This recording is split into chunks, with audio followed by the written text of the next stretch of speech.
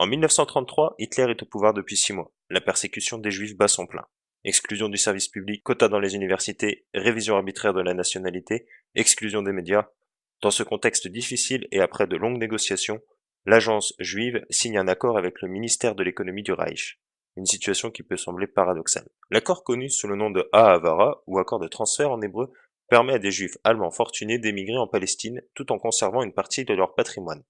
Ahavara est complexe dans son application. Schématiquement, le plan prévoit que le juif qui veut émigrer en Palestine dépose tous ses actifs dans un compte bloqué en Allemagne, et dans un premier temps, plus de 50% de ce compte est confisqué au profit des autorités du Reich. Lorsque la Palestine importe des biens d'Allemagne, l'importateur ne paye à l'exportateur que 50% du prix en livres sterling.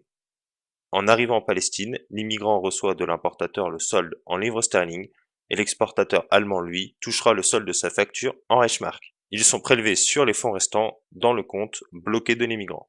À l'époque, quel que soit le pays d'accueil, le Reich s'approprie par différents moyens l'essentiel des biens de ceux qui émigrent. S'ils choisissent la Palestine, l'accord Ahavara permet aux Juifs de conserver et de transférer à l'étranger près de la moitié de leurs avoirs convertis de Reichsmark en livres sterling.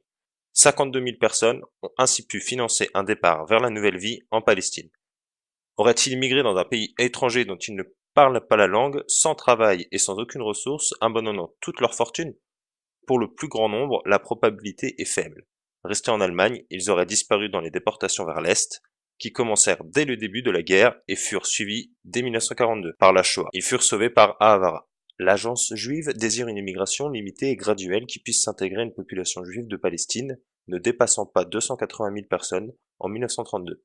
Sa préférence va vers ceux qui amènent des capitaux dont le développement du pays a un besoin urgent. Les bénéficiaires de Ahavara répondent à ces deux contraintes, ils sont les bienvenus. L'obsession nazie est de rendre l'Allemagne judenfrei, vide de tout juif. Le temps des exterminations n'est pas encore venu. Tous les moyens sont bons pour accélérer le départ des juifs, Ahavara en est un. Le Reich n'encaisse en devises si précieuses que la moitié de la valeur de l'exportation.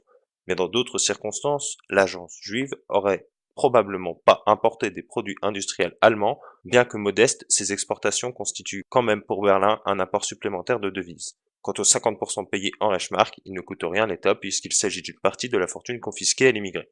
La Reichsbank reste pourtant réticente. Cet accord la prive de l'encaissement de la totalité de ses exportations en livres sterling. Une devise forte dont elle manque sérieusement. Au ministère des Affaires étrangères, on se demande pourquoi on lui demande de soutenir l'ennemi juif contre l'ami palestinien au moment même où la commission Pell, en 1937, menace de créer un État juif.